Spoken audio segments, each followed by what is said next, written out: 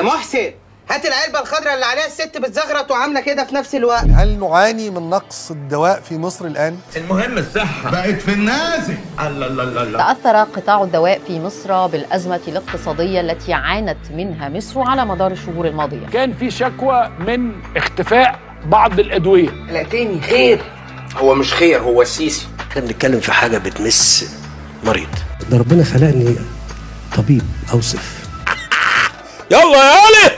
يعني حتى الإنسان السليم يعني ما عندوش مشكلة، لكن المريض بيبقى عنده مشكلة كبيرة قوي. ما دام انت عارف انت بتعايرهم فاهم قصدي؟ ان هو يعني يجد الدواء. يعني هو حضرتك عادة الحاجات دي ما بتتحكيش، بس لو حابب تحكي انا حابب اسمع. وكانت الفكرة من انشاء مدينة الدواء دي في مصر.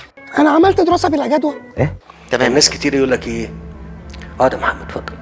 كان في مشكلة في الأدوية وأظنها ما زالت مستمرة، خاصة في الأدوية الأمراض المزمنة. كان الناس يقولوا ايه؟ يقولوا المضاد الحيوي ده جاي من بره يعني.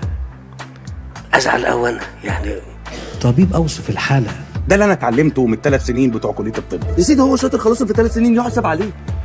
هو احنا يعني مش عارفين نعمل دواء يعني يبقى موثوق فيه، نقول لك هات المضاد الحيوي بتاع ده جاي من يعني اي دوله يعني.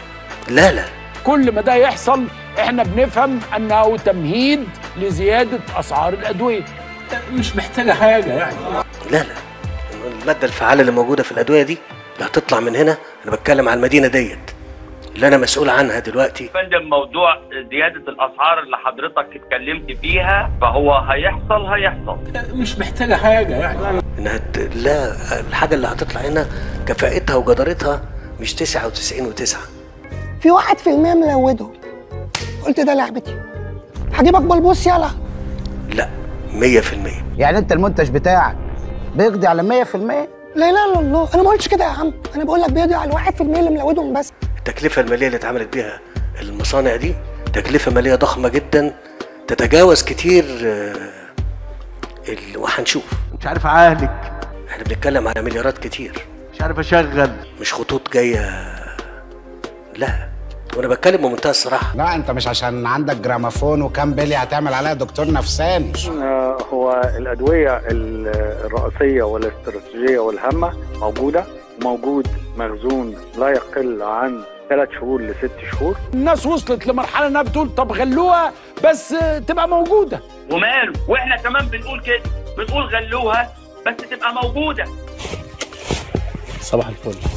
كيف أثرت الأزمة الاقتصادية التي تعرضت لها مصر على سوق الدواء سواء المصنع محليا أو المستورد؟ ده كلام كبير قوي، انا ما بحبش ادخل في مواضيع اكبر من دماغي. احنا اشكاليه حقيقيه في مصر ان احنا 95% من مكونات الدواء بنستورد من الخارج، من بره يعني. ازعل قوي انا يعني.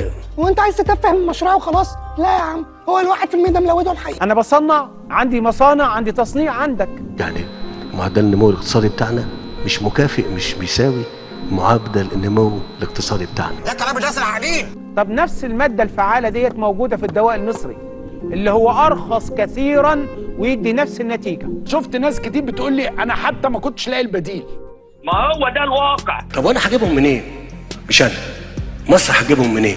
انا لما دخلت الكليه دي يا جماعه دخلتها عشان حلم حياتي ان انا البس البلطو، عشان سقعان وابويا معهوش فلوس يجيب لي جاكيت. انا عايز اقول لكم كلنا بنعاني صحيح، بس انا عامل معاك الصح والمظبوط. سرير لوحدك، احدث اجهزه، جلوكوزك، ابره، مروق عليك.